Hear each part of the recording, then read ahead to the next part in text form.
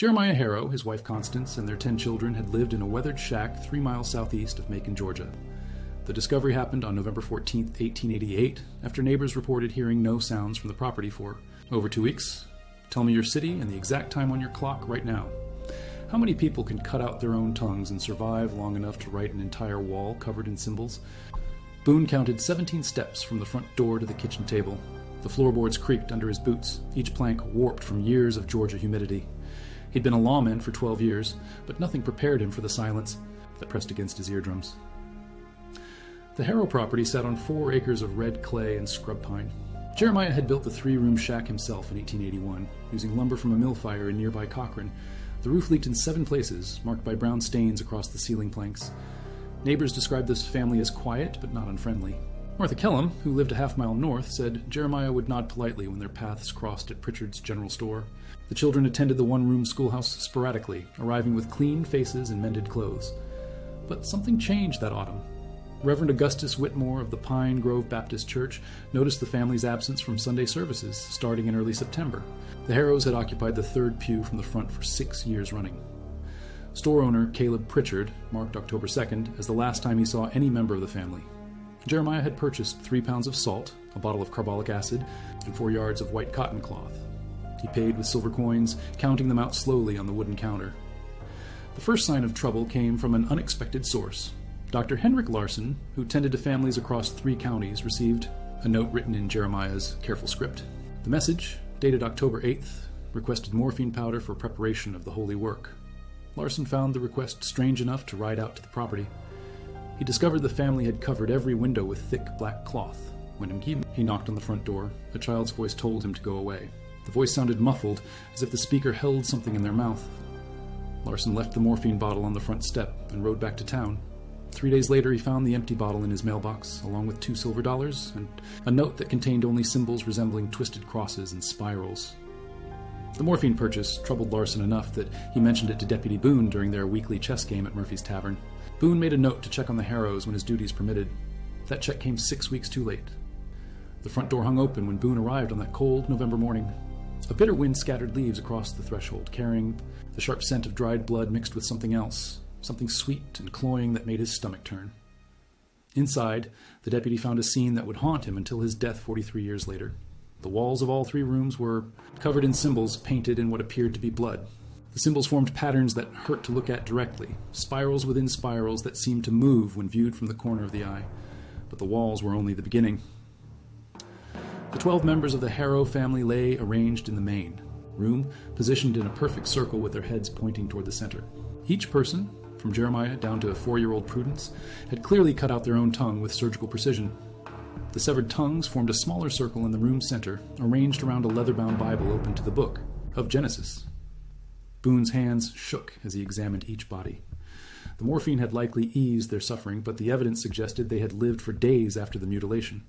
Their fingers were stained with blood from writing the wall symbols. Scraps of white cotton cloth, torn into precise strips, lay scattered near each body. The kitchen table held more than just the knives. Boone found a detailed journal in Jeremiah's handwriting chronicling the family's final weeks. The entries began normally enough, recording daily prayers and Bible readings, but by mid-September the tone shifted dramatically. The children hear it, too, now, one entry read. The voice that speaks beneath words. It tells us human speech corrupts the soul, that every word we utter draws us further from divine truth. Another entry, dated September 28th, contained a chilling revelation. Tonight I dreamed of Adam before the fall, when man knew God's will without the poison of language. We are called to return to that state of grace. The way is clear. The journal's final entry, written in an increasingly erratic hand, provided the most disturbing details. Jeremiah described a vision in which God commanded the family to remove their tongues and speak in the true language of blood and symbol. He wrote that the sacrifice would open a direct channel to heaven, but it wasn't just religious fervor that drove the Harrows to their gruesome end. Further investigation revealed a complex web of influences that converged on the isolated family. Dr. Elias Moorcock, a traveling physician who claimed expertise in spiritual medicine, had visited the Harrow property multiple times during August and September. Several neighbors recalled seeing his distinctive black carriage parked near the shack. Moorcock preached a doctrine he called divine silence, claiming that human speech was Satan's greatest weapon against the faithful. Martha Kellum remembered overhearing fragments of conversation between Jeremiah and Moorcock during one visit. The doctor spoke of ancient practices and blood communion with the Almighty. He carried a leather satchel filled with strange instruments and small glass bottles containing dark liquids. Moorcock's influence extended beyond mere talk. Boone discovered receipts showing that Jeremiah had paid the doctor significant sums, more money than a poor farmer should have possessed. The payments totaled nearly $200 over 3 months, enough to buy a small house in Macon. The source of Jeremiah's unexpected wealth remained a mystery until Boone searched the property more thoroughly. Hidden beneath loose floorboards in the bedroom, he found a collection of items that shouldn't have existed in a poor farmer's home. Gold coins from various mints, jewelry set with precious stones, and silver candlesticks filled a wooden crate. More disturbing were the accompanying documents, receipts for spiritual services rendered to wealthy families in Savannah, Augusta, and Atlanta. Jeremiah had apparently been traveling to these cities, performing some kind of ritual work for affluent clients who paid handsomely for his services. The receipts bore dates spanning 2 years, with payments increasing dramatically in recent months. One document, written on expensive paper with an Atlanta letterhead, provided crucial insight. Mrs. Cordelia Ashford, wife of a prominent cotton merchant, thanked Jeremiah for cleansing our home of the speaking demons that tormented our sleep. She enclosed a payment of $50 and requested his return when the voices grow strong again. The pattern became clear as Boone examined more documents. Wealthy families throughout Georgia had hired Jeremiah to perform exorcisms, focused specifically on eliminating unwanted voices and sounds. His reputation as someone who could silence the devil's whispers had spread through elite social circles. But something had gone wrong with Jeremiah's final job. A telegram, dated September 15th, sent from Savannah, contained an urgent message. The ritual failed. The voices are stronger. Do not attempt the final working. Payment enclosed for your silence. The telegram was signed by someone identified only as M.R. The enclosed payment was a bank draft for $300, more than most families saw in 3 years. It was never cashed. Instead of heeding the warning, Jeremiah had apparently decided to attempt the final working on his own family, his journal. Entries from late September revealed his growing obsession with the idea that removing human speech entirely would create a perfect conduit for divine communication. The morphine purchase now made terrible sense. Jeremiah had planned the family's mutilation carefully, ensuring they would survive long enough to complete their blood writing on the walls. The symbols covering every surface weren't random marks of madness. They formed a coherent system of communication. Professor Edmund Hastings of the University of Georgia examined the wall symbols at Boone's request. Hastings, an expert in ancient languages and religious iconography, spent 3 days documenting the patterns. His report concluded that the symbols resembled no known writing system, but they displayed internal consistency, suggesting genuine linguistic structure. These markings represent a systematic attempt to create meaning without phonetic elements. Hastings wrote, "The creator or creators believed they were developing a form of communication that bypassed spoken language entirely." But the professor's analysis revealed something even more unsettling. The symbols weren't confined to the Harrow property. Hastings had encountered similar markings at 3 other locations across Georgia, always associated with unexplained deaths or disappearances. A burned church near Valdosta displayed identical spiral patterns carved into its remaining walls. The fire had occurred 6 months earlier, killing the pastor and his entire congregation of 15 people. Witnesses reported that the victims had been found with their mouths sewn shut using black thread. In Columbus, the basement of a wealthy merchant's home contained walls covered in matching symbols. The merchant, his wife, and 4 servants had vanished without explanation, leaving behind only bloodstains and the strange markings. Neighbors reported hearing no sounds from the house for weeks before investigating. Most disturbing was the 3rd location, a cave system near Dahlonega, where prospectors had discovered similar symbols alongside human remains. The bones showed evidence of deliberate mutilation, particularly damage to jaw and tongue areas. Local Cherokee tribal members refused to enter the caves, claiming they were places where words go to die. The connection between these locations wasn't immediately obvious, but Boone's investigation gradually revealed a network of individuals who shared Jeremiah's beliefs about the corrupting influence of human speech. They called themselves the Silent Communion, and their influence reached into Georgia's highest social circles. Dr. Moorcock served as the group's primary evangelist, traveling between cities to recruit new members and perform purification rituals. His medical credentials provided legitimacy, while his charismatic personality attracted followers seeking spiritual enlightenment through extreme practices. The group's core doctrine held that God's original plan for humanity had been corrupted when Adam and Eve learned to speak. They believed that human language created a barrier between mortals and the divine, trapping souls in a web of lies and deception. Only by abandoning speech entirely could believers achieve true communion with their Creator. members underwent a graduated series of rituals designed to reduce their dependence on verbal communication. Beginning initiates spent days in silence, communicating only through gestures and written notes. Advanced practitioners learned to interpret the blood language of symbols that supposedly conveyed divine truths. The final stage of initiation required permanent sacrifice, the removal of the tongue to demonstrate complete commitment to silent worship. Members who underwent this procedure claimed they could hear God's voice clearly for the first time in their lives. But the silent communion demanded more than just personal sacrifice. Advanced members were expected to recruit others, particularly targeting families with young children who could be purified before corruption took hold. The group operated through a network of wealthy patrons who funded Moorcock's travels and provided meeting places for ritual activities. Boone's investigation uncovered evidence that at least 40 families across Georgia had been approached by silent communion recruiters over the past 3 years. Most had rejected the group's message, but several had begun following its practices. The Harrows represented the most extreme example of the doctrine's implementation. The leather-bound Bible found at the center of the Harrow family circle provided additional clues about the group's beliefs. Someone had carefully modified the text, removing or altering passages that mentioned speaking, singing, or verbal praise of God. In their place, new text appeared in the same symbol system that covered the walls. Professor Hastings determined that these inserted passages described specific rituals for achieving silent communion with divine forces. The instructions were detailed and methodical, suggesting they had been tested and refined through previous applications. One passage described the proper technique for tongue removal, emphasizing the need to avoid major blood vessels while ensuring complete severance of the organ. Another outlined the symbolic meaning of different blood patterns, explaining how their arrangement could convey complex theological concepts. The most chilling section detailed the expected aftermath of the purification ritual. According to the text, practitioners who successfully completed the procedure would experience a period of intense divine communication lasting several days. During this time, they were expected to record their revelations using blood symbols before their physical bodies expired. The Harrow family's wall writings apparently represented their attempt to document these final revelations. The symbols grew increasingly erratic and desperate toward the top of each wall, suggesting they had continued writing, even as their strength failed. But the family's ordeal hadn't occurred in complete isolation. Martha Kellum later admitted to Boone that she had heard strange sounds coming from the Harrow property during October nights.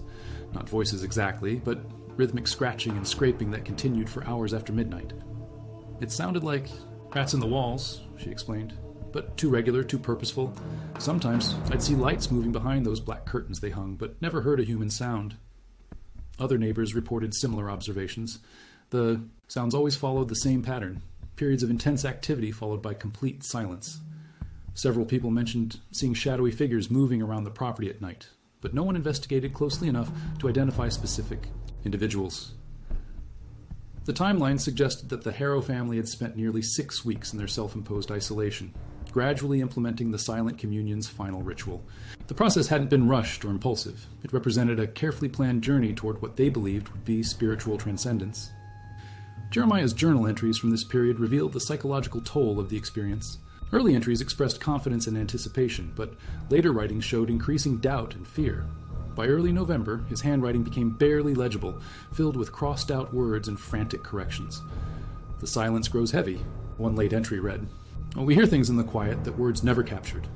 But are they divine voices or something else? The children write symbols I never taught them. Where does this knowledge come from?" The final journal entry, dated November 8th, contained only symbols. When Professor Hastings analyzed these markings, he determined they conveyed a message of profound despair. The voices lied. God does not speak in blood. We are alone in the silence. But the Harrows weren't the silent communions, only victims. Boone's continued investigation revealed that Dr. Moorcock had vanished shortly after the family's death, along with several other prominent group members.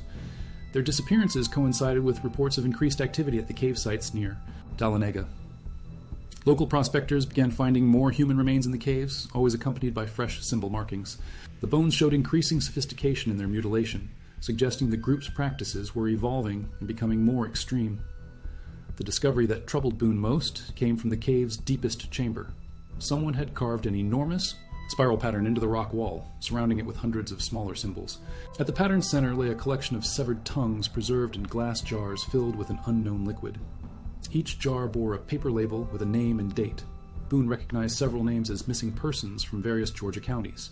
The dates spanned 3 years, with the most recent entry dated just 2 weeks after the Harrow family's death. The cave also contained evidence of ongoing activity. Fresh blood stains marked specific areas of the floor, arranged in patterns, matching those found on the Harrow walls. Someone was continuing the group's work, using the cave system as a base for expanded operations. But the silent communion's influence extended beyond Georgia's borders. Correspondence found in Moorcock's abandoned medical office revealed connections to similar groups in South Carolina, Tennessee, and Alabama. The movement was spreading, attracting followers who believed that abandoning human speech would grant them supernatural powers. A letter from Charleston described a successful purification ceremony involving an entire Baptist congregation. The writer, identified only as Brother S., reported that 23 people had completed the tongue removal ritual and were writing beautiful truths in the sacred language of blood. Another letter from Nashville mentioned plans to target the wealthy and influential who could fund expanded operations. The writer suggested focusing recruitment efforts on families experiencing recent tragedies, as grief made people more receptive to extreme spiritual solutions. The letters revealed a sophisticated organization with cells operating across the Southeast. Each cell maintained independence while following standardized procedures for recruitment, initiation, and ritual implementation. The structure allowed the group to expand rapidly while avoiding detection by law enforcement. Central coordination came from a council of senior members who had survived the tongue removal ritual and demonstrated exceptional ability to interpret blood symbols. These individuals, known as silent shepherds, provided guidance to local cells and approved major ritual activities. Dr. Moorcock had served as one of these silent shepherds, using his medical credentials to legitimize the group's practices and provide a technical expertise for the mutilation procedures. His disappearance suggested either that he had moved to establish operations elsewhere, or that internal conflicts had eliminated him from the organization. The evidence pointed toward ongoing expansion rather than dissolution. Reports of missing persons and unexplained deaths continued throughout late 1888 and into 1889, always accompanied by the distinctive symbol markings that identified silent communion activity. Boone organized a multi-county effort to locate and arrest surviving group members. The investigation involved law enforcement officers from 6 counties, along with federal marshals who recognized the interstate nature of the organization. Their efforts yielded mixed results. Several arrests occurred in early 1889, primarily targeting individuals found in possession of silent communion materials or caught attempting to recruit new members. But the most dangerous members, those who had completed the tongue removal ritual, proved nearly impossible to capture. These individuals communicated through an elaborate system of written symbols and hand gestures that law enforcement couldn't decipher. They moved silently through rural areas, appearing and disappearing without warning. Local populations often didn't realize they had been contacted until mysterious symbols appeared on their property. The investigation's most significant breakthrough came from an unexpected source. Rebecca Thornton, the 16-year-old daughter of a Macon merchant, approached Boone with information about silent communion recruitment efforts targeting her family. Rebecca had been present when Dr. Moorcock visited her father's store in September 1888. She overheard the conversation and became suspicious when Moorcock offered her father substantial payment for allowing spiritual services to be performed in the store's basement. He spoke differently than other traveling preachers, Rebecca explained. Less about salvation and more about silence. He kept emphasizing how much noise and chatter filled our lives, drowning out God's true voice. Rebecca's father, William Thornton, had initially been interested in Moorcock's offer. Business had been poor, and the promised payment would have resolved significant debts, but Rebecca convinced him to decline, sensing something dangerous in the doctor's manner. The girl's account provided crucial details about silent communion recruitment methods. Moorcock always approached potential members during times of financial or personal crisis, offering immediate relief in exchange for participation in purification ceremonies. He carried detailed information about each target family, including their debts, health problems, and recent losses. This intelligence suggested the organization maintained extensive surveillance networks that monitored vulnerable populations across multiple counties. Rebecca also described Moorcock's physical appearance and behavior patterns. He always wore expensive clothes that contrasted with his gaunt, almost skeletal frame. His hands showed evidence of self-mutilation, thin scars covering his palms and fingers in patterns similar to the wall symbols found at various crime scenes. Most disturbing was his voice. Rebecca noted that Moorcock spoke in whispers, as if normal speech caused him physical pain. Sometimes he would stop mid-sentence and touch his throat, grimacing as though swallowing something sharp. These details supported growing evidence that silent communion leaders weren't just advocates for tongue removal. They had undergone the procedure themselves and survived through unknown means. Their ability to continue speaking suggested they had developed alternative methods for producing vocal sounds. Dr. Henrik Larsson's medical expertise became crucial for understanding how such survival might be possible. His examination of the Harrow family's remains had revealed surgical precision in their mutilation, far beyond what untrained individuals could achieve.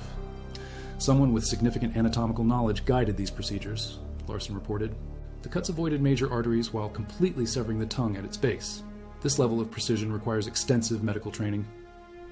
Larsson theorized that silent communion leaders might have developed techniques for partial tongue removal that preserved some speech capability while satisfying the group's ritual requirements. Such procedures would allow them to maintain their recruitment activities while claiming to have undergone complete purification. The theory gained support from physical evidence found at various crime scenes. Several locations contained medical instruments of the type used for oral surgery, along with bottles of anesthetic compounds that would facilitate precise cutting procedures. But the group's activities weren't limited to mutilation rituals. Evidence suggested they were also involved in theft, fraud, and possibly murder to fund their operations and eliminate potential threats. Bank records showed unusual patterns of large cash deposits in accounts associated with known silent communion members. The deposits coincided with reports of missing persons from wealthy families, suggesting the group was targeting affluent victims for both recruitment and financial gain. Insurance companies reported suspicious claims related to several unexplained deaths and disappearances. In each case, the deceased had been approached by silent communion recruiters shortly before their demise. The insurance payouts totaled several $1,000s, representing substantial funding for expanded operations. Most troubling were reports from other states indicating the group's influence was spreading beyond the Southeast. Letters intercepted by postal authorities revealed correspondence between Georgia members and individuals in Texas, Missouri, and even California. The letters described successful establishment of new cells in these distant locations, along with reports of purification ceremonies involving dozens of participants. The movement was evolving from a regional curiosity into a national threat. Federal authorities began coordinating with state and local law enforcement to develop a comprehensive response to silent communion activities. The effort faced significant challenges due to the group's secretive nature and the difficulty of identifying members who had undergone tongue removal. The investigation's scope expanded when authorities discovered connections between silent communion activities and other unusual crimes. Several unexplained church fires across the Southeast showed evidence of the group's distinctive symbol system carved into surviving walls. Livestock mutilations in rural areas often occurred near locations where silent communion symbols had been found. The animals were killed with surgical precision, their tongues removed and arranged in ritual patterns similar to those observed at human crime scenes. These incidents suggested the group was using animal sacrifices for practice or as preliminary rituals leading to human ceremonies. The pattern indicated a methodical progression from symbolic acts to actual violence against people. But the silent communion's most dangerous characteristic was its ability to attract seemingly normal families, like the Harrows. Investigation revealed that Jeremiah had been a respected member of his community with no previous history of unusual behavior or religious extremism. His transformation from ordinary farmer to cult leader occurred gradually over several months of contact with Dr. Moorcock and other silent communion recruiters. The process involved systematic isolation of the family from outside influences, combined with intensive indoctrination in the group's theology. Neighbors recalled that the Harrows had gradually stopped participating in community activities during the summer of 1888. They declined invitations to social gatherings and ceased attending their regular church services. The children no longer played with friends from school. This isolation made it easier for silent communion influences to dominate the family's thinking. Without outside perspectives to provide balance, Jeremiah became increasingly convinced that mainstream society was corrupted by excessive reliance on verbal communication. The group's recruitment materials, found hidden in various locations, revealed sophisticated psychological manipulation techniques designed to exploit religious faith and personal insecurities. The materials presented abandoning speech as the ultimate act of devotion to God, superior to traditional forms of worship and sacrifice. Potential converts were encouraged to begin with periods of voluntary silence, initially lasting just a few hours. Gradually, these periods extended to days or weeks, during which participants were taught to interpret ordinary sounds and sensations as divine communications. The final stage of indoctrination involved the claim that true believers must demonstrate their faith through permanent sacrifice. Tongue removal became the ultimate test of spiritual commitment, separating genuine followers from those whose faith remained incomplete. But the Harrow family's fate revealed the fatal flaw in silent communion theology. Rather than achieving divine communion, they had experienced profound isolation that ultimately led to despair and death. Their wall writings documented not transcendent revelation, but growing terror as they realized their mistake. The symbols near the ceiling of each room became increasingly desperate and chaotic. Professor Hastings interpreted these final markings as pleas for help and expressions of regret. The family had apparently recognized their error, but lacked the ability to communicate their distress to potential rescuers. Their isolation was compounded by the morphine Dr. Larson had provided, which dulled their pain, but also clouded their judgment during crucial final days. The combination of physical suffering, drug effects, and psychological trauma created a situation where rational decision-making became impossible. Yet, even in their final hours, the Harrows continued following silent communion instructions. Their bodies were arranged according to ritual specifications found in the group's literature. The placement of their severed tongues around the modified Bible matched diagrams discovered in Dr. Moorcock's abandoned office. This dedication to procedure, even while dying, suggested the power of the group's psychological conditioning. The Harrows remained committed to their beliefs, despite overwhelming evidence that those beliefs had led them toward destruction rather than salvation. The tragedy gained additional significance when authorities realized it represented just one example of silent communion activities occurring across multiple states. Similar discoveries in other locations indicated that dozens of families had undergone comparable ordeals, with varying degrees of survival and success. Some groups had apparently completed the tongue removal ritual and survived for extended periods, continuing to communicate through blood symbols while gradually weakening from infection and malnutrition. Others had died more quickly, leaving behind scenes similar to what Boone discovered at the Harrow property. The variation in outcomes suggested that silent communion procedures were still being refined through experimentation on human subjects. Each tragedy provided information that leaders used to modify their techniques for future applications. This systematic approach to human sacrifice marked the silent communion as something more dangerous than a typical religious cult. The organization combined spiritual manipulation with methodical violence, creating a sustained threat to communities throughout the region. Federal involvement intensified when investigators realized the group's activities crossed state lines and potentially violated federal laws regarding mail fraud, conspiracy, and interstate transportation of stolen goods. The case became one of the first major federal investigations of organized cult activity in American history, but the investigation faced significant obstacles due to the group's secretive nature and the difficulty of gathering testimony from survivors who could no longer speak. Written statements from tongue removal survivors were often incoherent, filled with symbolic references that investigators couldn't decipher. The breakthrough came from an unexpected source: children who had been present during silent communion ceremonies but had not yet undergone the final ritual. Several of these young witnesses were recovered during raids on suspected group locations. 8-year-old Timothy Walsh provided the most detailed account of silent communion operations. Timothy had been present when his parents underwent tongue removal at a ceremony held in an abandoned church near Augusta. He hid in the building's attic and observed the entire procedure. The man in black clothes used special knives that gleamed like silver, Timothy testified. He made marks on everyone's arms first, then told them to open their mouths. The knives cut real quick, and there was lots of blood, but nobody screamed because they couldn't. Timothy's account confirmed that silent communion ceremonies followed standardized procedures overseen by trained leaders. The man in black clothes matched descriptions of Dr. Moorcock provided by other witnesses, suggesting he personally conducted major rituals. The boy also described post-ceremony activities that provided insight into how tongue removal survivors managed to continue living. They were given special foods that could be swallowed without chewing, along with medications that reduced pain and prevented infection. They had bottles of thick soup that tasted like metal, Timothy recalled, and white powder that made people sleepy but stopped them from hurting. The man in black said they wouldn't need regular food anymore because God would feed them through the blood writing. This testimony revealed that silent communion leaders had developed methods for keeping tongue removal survivors alive, long enough to produce extensive wall writings. The process involved careful medical support combined with psychological manipulation that convinced victims they were experiencing divine nourishment. But Timothy's most disturbing revelation concerned the fate of children within the group. While adults underwent immediate tongue removal, children were subjected to gradual preparation involving partial mutilation of lips and cheeks. They said kids had to grow into the silence, Timothy explained. First they'd cut little pieces from your mouth so talking would hurt. Then more pieces until you learned not to make sounds. When you got big enough, you'd get the special knife like the grown-ups. This systematic abuse of children represented a new dimension of silent communion criminality. The group wasn't just targeting adults for recruitment, they were implementing long-term programs designed to create generations of followers who had never experienced normal speech. The implications horrified investigators and led to expanded efforts to locate and rescue children associated with the organization.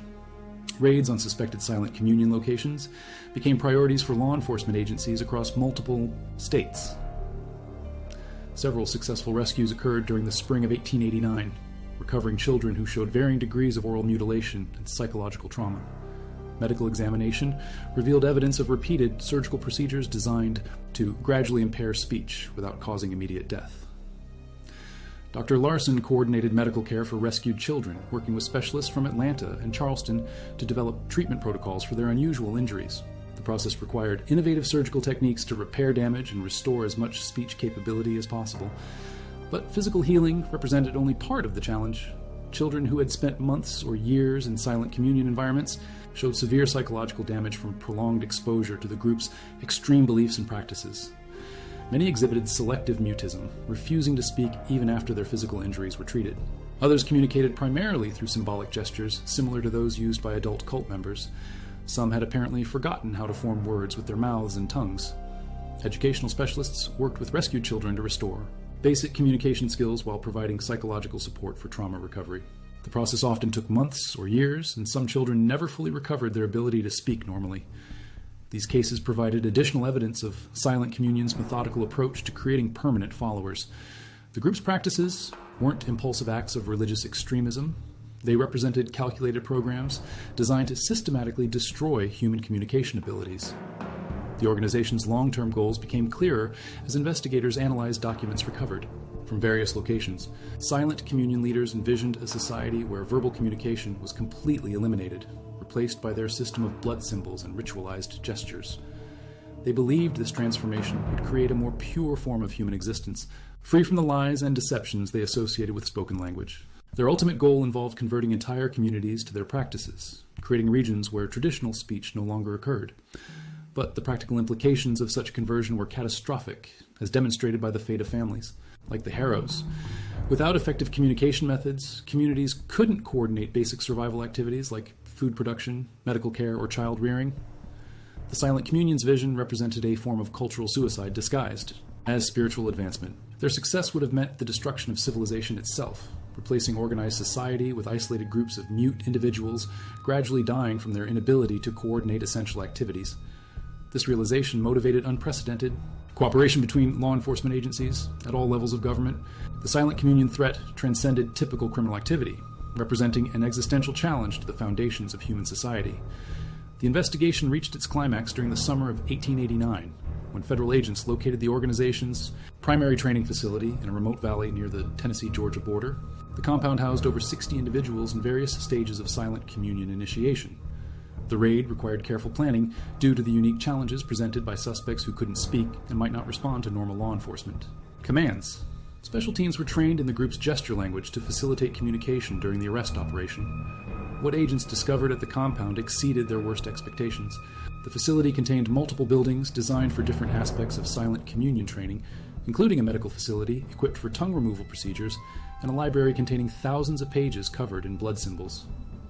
The medical facility revealed the sophisticated nature of Silent Communion operations. Surgical instruments of professional quality were arranged in sterile environments suitable for complex oral procedures.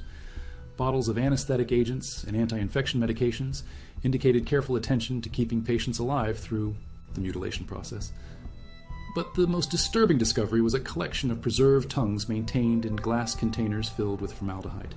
Each specimen was labeled with a name, date, and location, creating a permanent record of the organization's victims.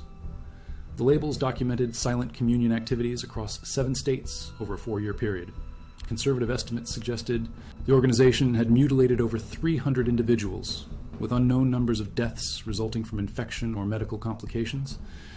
The scale of the operation dwarfed previous estimates of Silent Communion influence. Rather than a regional cult with dozens of followers, investigators had uncovered a sophisticated organization with hundreds of members operating across the entire southeastern United States. Federal agents arrested 47 individuals at the compound, including several identified as silent. Shepherds who had undergone tongue removal but retained some speaking ability. These arrests represented the first successful capture of senior Silent Communion leadership. The arrested leaders provided crucial intelligence about the organization's structure, recruitment methods, and future plans.